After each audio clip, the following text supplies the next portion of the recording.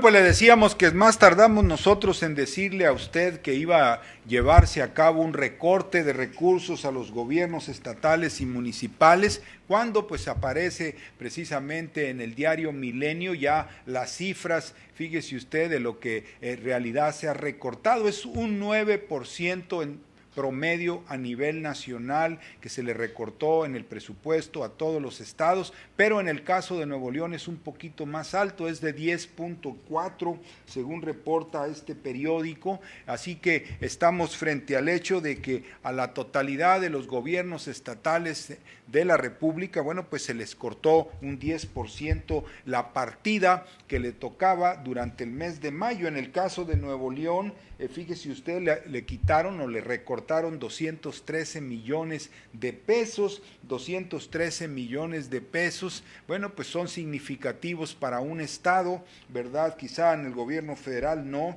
pero la cifra total debería haber sido de las participaciones a los estados o transferencias, deberían ser 45,651 y fueron 41,515. Estamos hablando de un recorte casi de 5,000 millones de pesos que se le recortaron a la totalidad de los estados. Esta historia, fíjese usted, no es la primera vez que ocurre, ocurrió muy frecuentemente durante el 2009, dice que porque la crisis internacional ocurrió durante el 2010, durante el 2011, luego como que se recuperaba un poco y luego de nuevo volvían los recortes, y con esa dinámica, fíjese usted, es que se crearon las deudas estatales más grandes, las que tenemos aquí en la imagen número 1, usted las conoce: Coahuila, Tamaulipas, Veracruz, Nuevo León, el Distrito Federal, etcétera, que son entidades cuyas deudas se dispararon en más de la mitad en lo que va de estos últimos años del 2009, de la crisis financiera famosa. ¿Por qué? Porque el gobierno federal pues recortaba, no le entraba lana al gobierno federal y el gobierno federal recortaba para abajo, ¿verdad? A lo subnacional o subsoberano, que es como le dicen ahora a los estados y municipios. Y bueno, pues ahí, ¿qué hacían los estados? Pues tenían que recurrir a los llamados préstamos de emergencia o préstamos a corto plazo. Curiosamente, aquí tenemos el banco que más se ha agasajado con eso, que tenemos aquí en la imagen número 2, Banca Afirme, de Carlos Jan González, el nieto de Carlos Jan y de Roberto González Barrera. Fíjese usted, este banco es el que posee, junto con Banorte, que es de la misma familia, la mayor parte de las deudas estatales y municipales. Fíjese usted qué agasajo. En el caso de Nuevo León le debía, ya le debe deber más, ¿verdad? Pero la última cifra que se proporcionó, casi 4,200 millones de pesos le debe Nuevo León de su deuda total de 40,000. Bueno, pues el 10% nada más a ese banco, fíjese usted, un poquito más le debe a la llamada banca de desarrollo, que es Banobras, pero esa historia que le estoy contando de Nuevo León, pues es la historia en todo el país, ¿verdad? Y aquí los villanos no son los bancos que han hecho, porque mire, cuando el Estado recibe menos, por ejemplo, ahorita al gobierno de Nuevo León le acaban de recortar en 10% el gasto. ¿Qué va a hacer? ¿Qué va a hacer para cubrir ese 10%? Bueno, pues lo que hacen es que se van a las reestructuras o consiguen crédito a corto plazo o emiten certificados bursátiles, ¿verdad? Pues para llenar el hueco, ¿verdad? Porque luego si se viene el otro mes y le vuelven a recortar el 10%, pues entonces aquello se va acumulando y al rato ya es un agujero financiero que hay que llenar con crédito, con préstamos que son muy onerosos, son usureros. Usted sabe cómo son los bancos, ¿verdad? Y entonces ellos le duplican, le triplican la deuda a los estados, tal y como se ve aquí claramente en esta primera imagen que le mostramos. Y bueno, pues esta realidad no se muestra a la población, y a la población se le dice nada más que tal o cual gobernador o exgobernador es muy corrupto y se robó la lana. Entonces inmediatamente se asocian las cosas de esa forma y se dice, bueno, pues si tal estado está en quiebra es porque el gobernador de ese estado agarró toda la lana y se fue con ella, ¿verdad? Y así es como la gente se queda con la idea, eso es lo que se está tratando de imponer en el caso de Tabasco, con Granier, con este martirologio, ¿verdad?, que le están aplicando a este señor. No, decimos que no haya agarrado lana, ¿verdad? Pues digo, es decir, 2,000 millones es lo que más o menos se lleva cada gobernador, digo, con pago de sus servicios, ¿verdad? Pero no es la causa principal de este disparo de las deudas que conocemos, que todos hemos presenciado en la totalidad de los estados del país. Por eso, este asunto de los alcaldes, de los alcaldes panistas, que tenemos aquí en la imagen número 3, son los alcaldes panistas poderosos acá en Nuevo León, pues cómo no, pues son alcaldes de la capital,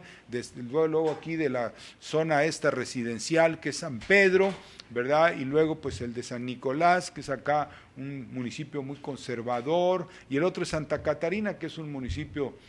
habitado principalmente por trabajadores, pues son los más grandes. Bueno, falta Guadalupe, ¿verdad? Pero bueno, ellos están peleándose por la lana como si fuera un asunto de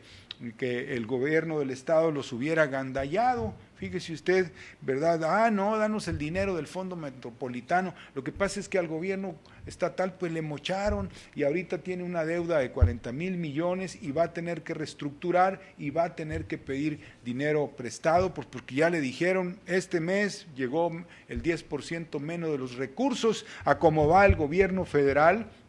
para junio, para julio, para agosto, pues esos recortes van a ir creciendo. ¿Por qué? Pues ya lo dijo el propio IMEF, estos economistas dicen, pues es que se cayó la demanda externa, la debilidad de la demanda externa, el país está vendiendo menos petróleo, el gobierno federal tiene menos lana y le recorta para abajo y le va a ir recortando más. Así que vamos a esa dirección, oiga usted, y lo mejor sería que se pusieran de acuerdo los alcaldes, el gobernador y también los diputados, pues para ver cómo van a sortear esto que viene, para ver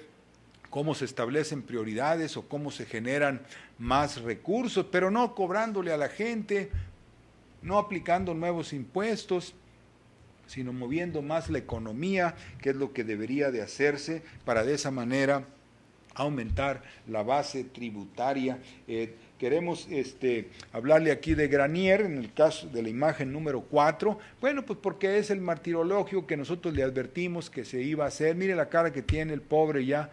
de por sí es un hombre grande con muchas arrugas en la cara, pues ahorita ya se ve todo dado al catre, pues cómo no, ¿verdad? Pues lo tienen ahí arraigado, y bueno, pues la gente se ceba con él y le dice y lo insultan y le mandan cosas en las redes sociales, lo cual quiere decir pues que cayeron en la jugada, ¿verdad? Todo el mundo está convencido de que la deuda de Tabasco se debe a que este señor se llevó un tambache de dinero y no a las operaciones que fue sometida Tabasco por los bancos precisamente a partir del huracán Alex y de las inundaciones sucesivas que hubo y que se combinaron con la caída de los recursos que se enviaba hacia los estados. De eso vamos a hablarle un poco más después de este corte.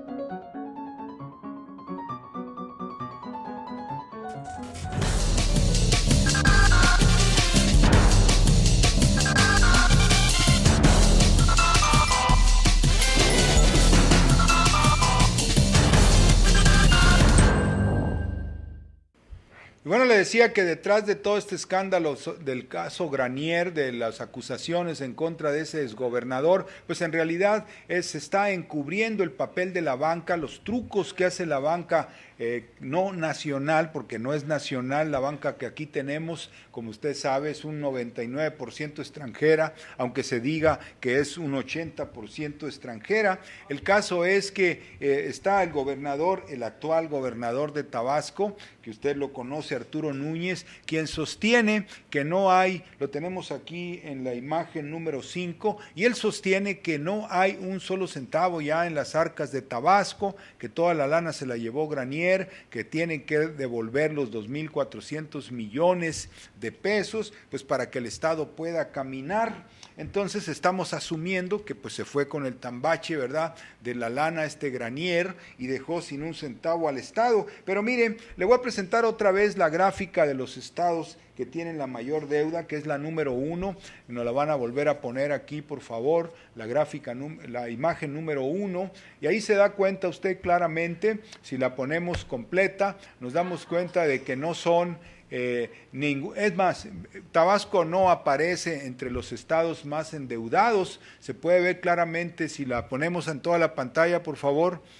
son 4 o 5 estados, pero no está Tabasco ahí. Entonces, ese endeudamiento pues corresponde a los grandes, al DF, el Estado de México, Nuevo León, Veracruz, incluso Tamaulipas, Coahuila, ¿verdad?, que son niveles muy altos de deuda. Está el caso de la deuda per cápita que tenemos aquí en la imagen número 6, que vamos a ponerle a usted aquí la imagen número 6, ahí se dice cuánto le toca per cápita a cada ciudadano en su estado. Fíjese usted, y la deuda de Tabasco anda en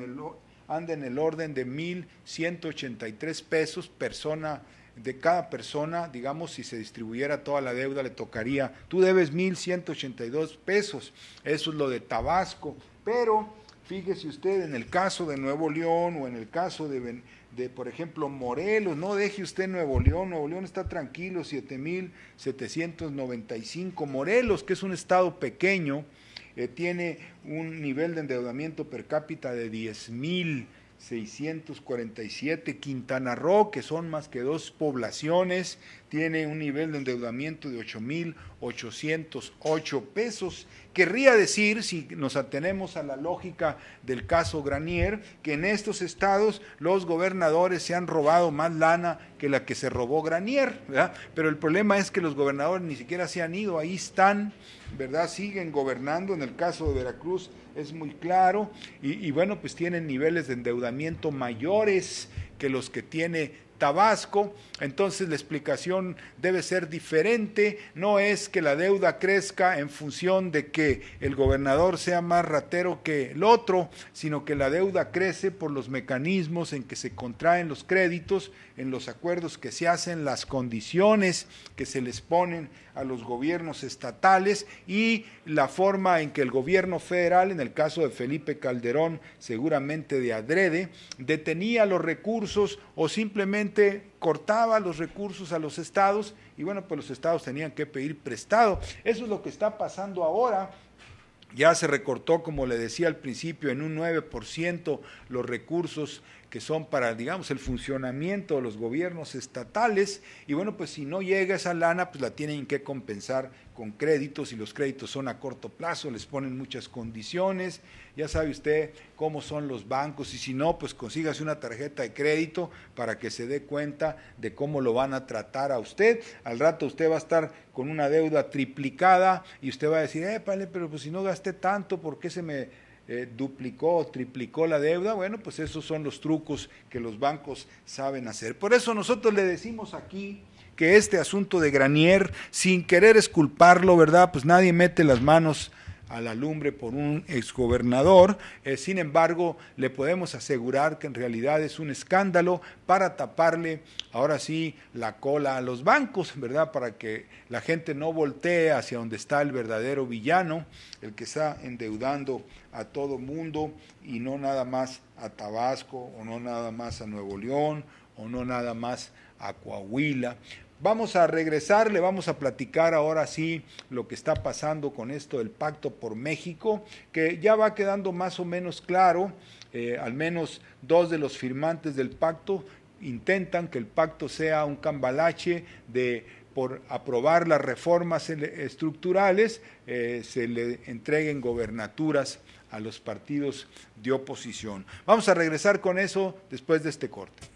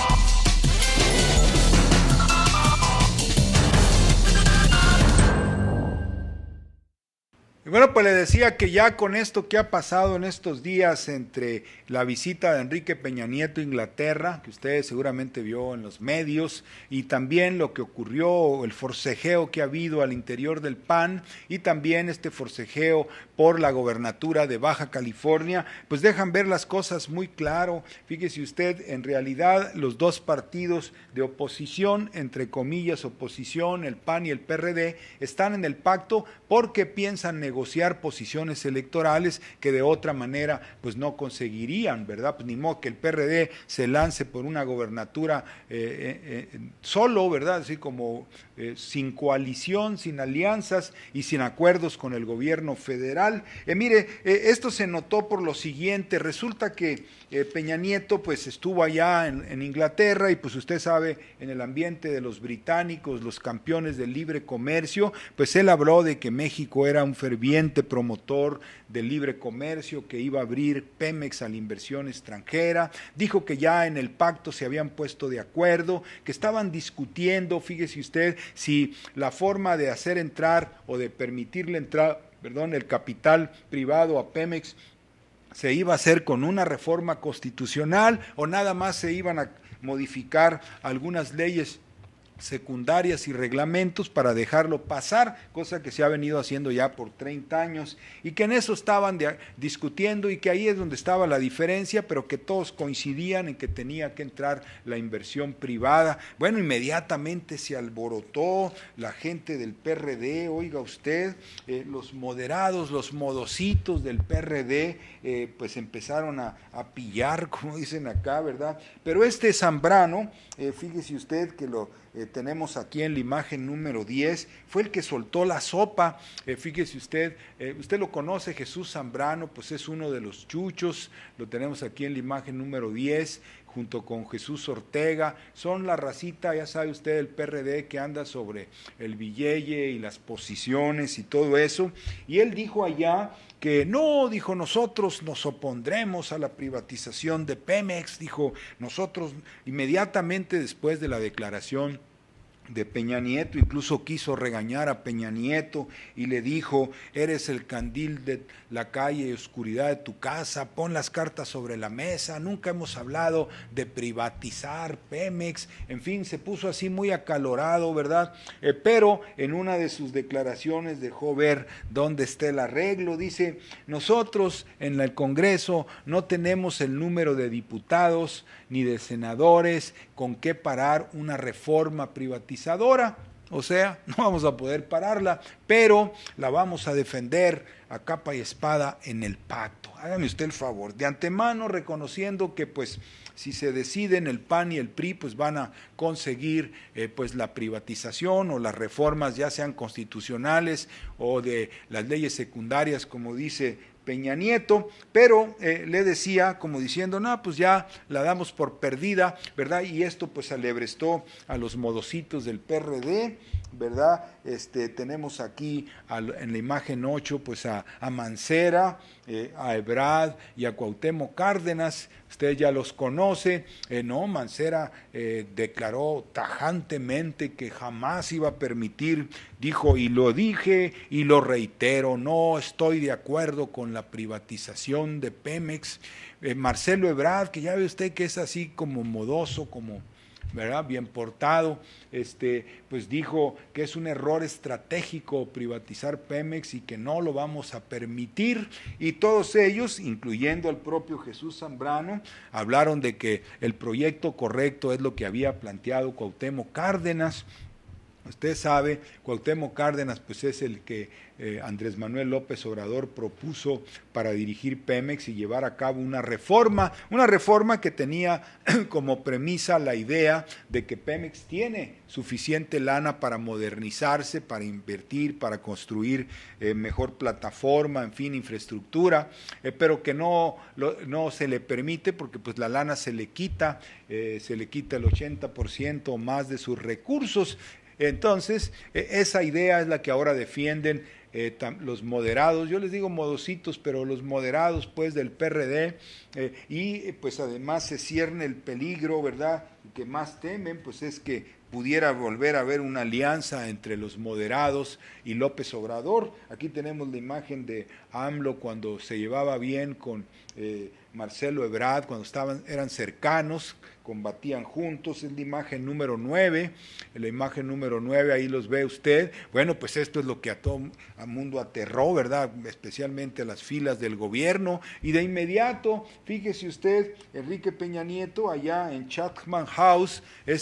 centro de estudios internacionales en Londres, donde fue a echarse un discurso, una conferencia magistral, ahí rápidamente cambió la jugada y dijo, no, nosotros no vamos a privatizar, los partidos nunca hemos hablado en el pacto de privatizar. Le presento aquí la imagen número 11 de Chatham House. Este organismo es el think tank del Imperio Británico para la cuestión exterior, es decir, cómo dominar el mundo, ¿verdad?, porque esta gente en eso anda, no se crea usted que andan nada más buscando el libre comercio. Y bueno, pues ahí les dijo, no, pues privatizaciones no, ¿verdad?, vamos a hacer que entre la inversión privada, pero pues ya se habían alborotado los modositos y ya se cierne otra vez la posibilidad de una alianza entre López Obrador y los moderados de la izquierda, lo cual pues hace muy grande a la izquierda, ¿verdad? Porque pues ya juntos ellos, pues sí, es un movimiento poderoso, y bueno, pues a lo mejor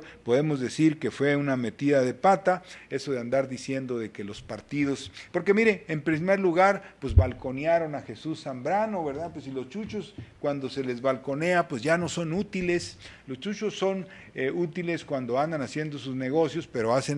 ponen la cara de que andan realmente luchando por la patria y por el progreso, ¿verdad? Aunque ya hayan transado. Bueno, pues ahorita ya Jesús Zambrano quedó exhibido porque pues demuestra que le metió la firma al pacto y que en el pacto acordó todo esto de la reforma estructural y todo eso, y a cambio, presumiblemente, de un triunfo electoral en Baja California. Vamos a regresar con eso después de este corte.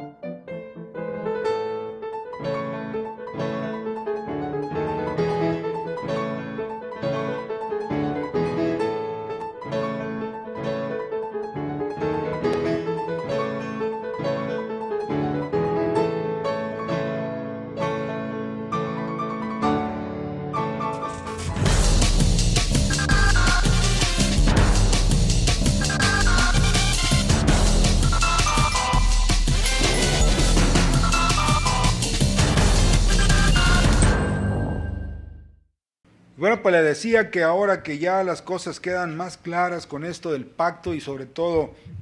la sopa que soltó, la soltada de sopa que hizo Jesús Zambrano, el líder del PRD, en el sentido de que pues ellos ya sabían que no iban a poder parar las reformas estructurales en el Congreso y que las iban a tratar de llevar al pacto. Bueno, pues eso deja ver muy claramente que las cosas parecen ser así, una concertación. ¿Se acuerda usted de que se hablaba de concertaciones? Lo está manejando el diario Reforma, lo están manejando otros analistas, la gente de La Jornada, lo están manejando algunos de los analistas del diario 24 Horas, de que en efecto se trata de eso, se trata de un acuerdo para que los candidatos de la oposición ganen en Baja California. Allá se trata de una elección que tenemos aquí en la imagen 12, pues mire, importante porque es el estado donde precisamente en 1989 ganó por primera vez la gobernatura un candidato del PAN, un candidato de la oposición. Andaba ahí Margarita Zavala, la esposa de Calderón, diciendo, porque anda en campaña apoyando a los candidatos allá del PAN en Baja California, y como que es muy importante para ellos y que ahí sí hay unidad y que los panistas, aunque se andan peleando, bueno, ahí unieron esfuerzos, que es el lugar emblemático porque ahí es donde empezó a cambiar el país. Ya sabe cómo piensan los panistas, ¿verdad? Que ellos han cambiado al país y que lo han llevado a la democracia y todo eso, pero bueno, el caso es que ahí se la están jugando con un candidato que es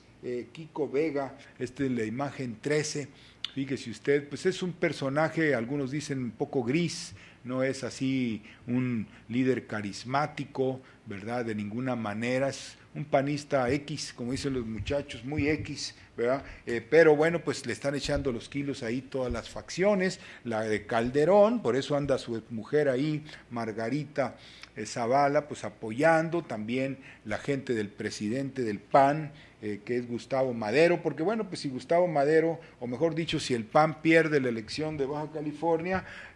Gustavo Madero se va a tener que pelar, porque ya no lo van a dejar, de por sí ya en el Senado perdió el control, ya no tiene a la mayoría, sino que la tiene Cordero, o sea, la gente de Calderón, es un presidente débil. Si no ganan en Baja California, pues se habrá comprobado que su acuerdo, su pacto, pues no sirvió para nada, ¿verdad? Y además, pues es un problema bien grueso también para el PRD, porque pues quedaría en evidencia que aprobaron todo, dejaron pasar la reforma laboral, en el caso del PRD, y bueno, pues no consiguieron nada, así que ahí está el dilema. Por el lado del PRI, pues está también muy cañón la cosa, oiga usted, porque el candidato Castro Trenti, ese es su apellido, Fernando Castro Trenti, está ahí aquí con Manlio Fabio Beltrones, que todo el mundo, yo no todo el mundo pues, pero todos los grillólogos que uno lee, pues dicen que está apadrinado por Manlio Fabio Beltrones, y que Castro Trenti llega con todo el poder, con toda la planadora, con todas las capacidades del PRI, y aprovechando el descontento en Baja California, pues porque ya tienen 4 sexenios gobernando, fíjese usted, 4 gobernadores panistas sucesivos, y pues que ya es el momento en que el PRI retome el poder en esto de la alternancia, ¿verdad? Que cuando usted se cansa del PAN, pues entonces ya viene el PRI, cuando se cansa del PRI, pues entonces vuelve usted a votar por el PAN. Esa es la condena que tenemos, ¿verdad? Como la columna aquella que subían y bajaban una piedra y cuando ya llegaba hasta arriba se volvía a caer, ¿verdad? La de Sísifo creo que era. Bueno, pues así estarían todos los estados con esto de la alternancia. Y bueno, que para que se respete eso, bueno, pues está el pacto, ¿verdad? Pues quieren que aprobemos las reformas, quieren que pasemos en septiembre la reforma energética, como ya pasamos la laboral, como ya pasamos la de telecomunicaciones, quieren que pasemos la reforma financiera, bueno, pues tienen que mocharse con esta gobernatura. Ahí se resuelve para el PRD y para el PAN, porque pues están en coalición en torno a Kiko Vega, así le dicen allá a los franciscos, Kikos. Entonces, pues así es como está la cosa, fíjese usted de lo que nos vamos enterando en términos, en la medida en que van caminando las cosas, pues va quedando todas las piedras, como dicen, las calabazas se acomodan, ¿verdad? Se ponen en su lugar ya después de un cierto tramo en que avanza la carreta, y así es como está, fíjese usted, pero bueno, pues ya ve esto que provocó, pues provocó el enojo, el alboroto de los moderados del PRD, que estaban nada más mirando, fíjese usted, escépticos, querían ser negociadores, querían ser civilizados, pero pues estas declaraciones allá en Londres de Enrique Peña Nieto, pues los alebrestó, oiga usted, los alebrestó duro, porque el petróleo para la gente de la izquierda, ¿verdad? Y para muchos en México, pues es algo muy fundamental, sagrado, es histórico, encarna muchas cosas en la historia de México, y bueno, pues ahí vemos el resultado. Mejor debieron de haber dicho o haber llevado a cabo negociaciones secretas, oiga usted, y no hacerlo tan público, porque eso fue pues lo que generó esta reacción de los moderados, que se pueden unificar a López Obrador en los meses, las semanas y meses que vienen, y pues actuar en relación a la cuestión de la aprobación o no, que lo dijo muy claramente Marcelo Ebrard. No pueden aprobar reformas constitucionales si no tienen las 2/3 partes del Congreso, o sea, con una mayoría de la mitad más uno no procede, tienen que tener las 2/3 partes del Congreso para poder llevar a cabo reformas constitucionales. Eso dijo Ebrard, y pues en efecto, ¿verdad? Ningún partido tiene las 2/3 partes, se requiere mucho la presencia del PRD, que ahorita es segunda fuerza. Claro, el PRD estaba pues en un acuerdo, en una alianza con Peña Nieto, pero ahora que los moderados, las figuras fuertes del PRD moderadas se alebrestaron, pues ya le va a quedar difícil al gobierno de Peña Nieto contar con el PRD. Vamos a terminar, ya se nos acabó el tiempo, para invitarlo que nos sintonice mañana, ya sabe, aquí a las 12 del día, como siempre, aquí en www.regiovivo.com. Hasta mañana.